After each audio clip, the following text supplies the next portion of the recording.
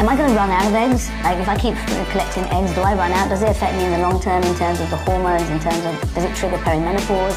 Like if I'm going through several lines of stimulation, like how does it work? These are very good questions, and essentially there's a lot of misconception around these exact questions when it comes to, if I go through egg freezing, does it mean I'm depleting my ovarian reserve? And the answer is no. That naturally, even within your normal menstrual cycle, you're losing all these follicles due to what we call the natural body's attrition rate. So a woman is born with all the follicles in her ovaries and eggs at birth. Every month, we inherit them, don't they? Correct. From like our grandmother, our mother. Absolutely. And there's a natural decline from generation to generation, as you know.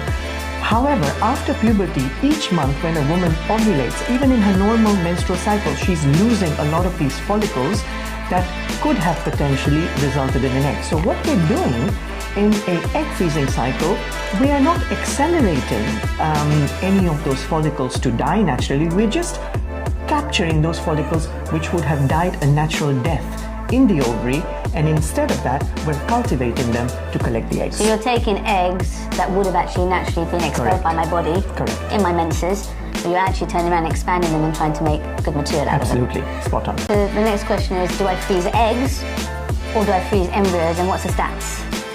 Again, it depends on the circumstance, Vali, because if a patient is single, the only option is egg freezing, because you don't know who you're going to want to fertilize those eggs with. So it depends on the circumstance. If you do have a patient who is with a partner but only wants to delay having a child because the circumstances are not right, they may be in active jobs, both husband and wife, or patient and partner, then you can freeze embryos. Embryos do have a better success rate compared to eggs, but it is comparing chalk and cheese and apples and oranges.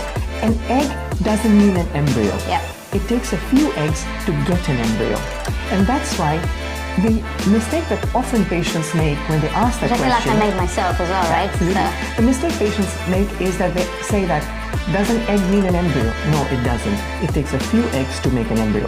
So an embryo is always more potent than an egg. Okay. So I was told the stats are, if you want a live birth from an embryo, it's 70%, and if you want a live birth from an egg, it's less than 1%. Those are the kind of numbers I was given at the time. So it depends again on the age of the patient. If the patient is less than 35, the success rate from an embryo is around 55 to 60% of a pregnancy, and of course you've got to account for miscarriages, etc., etc.